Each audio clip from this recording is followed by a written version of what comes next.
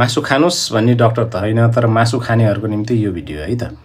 नेवारी परिकार कतिको मनपर्छ हजुरलाई? नेवारी खाजा मनपर्छ हजुरलाई? नेवारी खाजा मध्येमा एकदमै महत्त्वपूर्ण यो खानाको बारेमा बुझौँ है। मुख्यतया छाला, हड्डी र मुख्यतया जोर्नी राखेर बनाइने यो परिकारमा चाहिँ कोलाजन एकदमै बढी मात्रामा पाइन्छ र यसमा मिनरलहरूको कन्टेन्ट पनि एकदम हाइएस्ट पाइने गरेको छ। भन्नुको अर्थ हाड जोर्नीका समस्या, स्पोर्ट्स इन्जुरीबाट तपाईँ रिकभर हुँदै हुनुहुन्छ, छालामा चाउरी पर्न दिन खानुहुन्छ नि, आजभोलि कोलाजनका इन्जेक्सन, कोलाजनका क्याप्सुल, ट्याब्लेटहरू उपलब्ध छन्, पाउडर पनि। त्यसको सट्टा यो थलथले एकदमै उपयुक्त हुन्छ।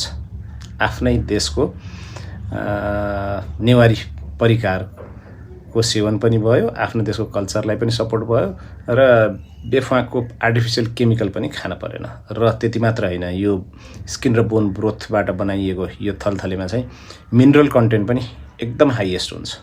त्यसले पनि हाम्रो हाड जोर्नीहरू बलियो बनाउन, स्वस्थ बनाउन र चाउरी हटाउन, चाउरी आउन नदिनलाई मद्दत गर्छ।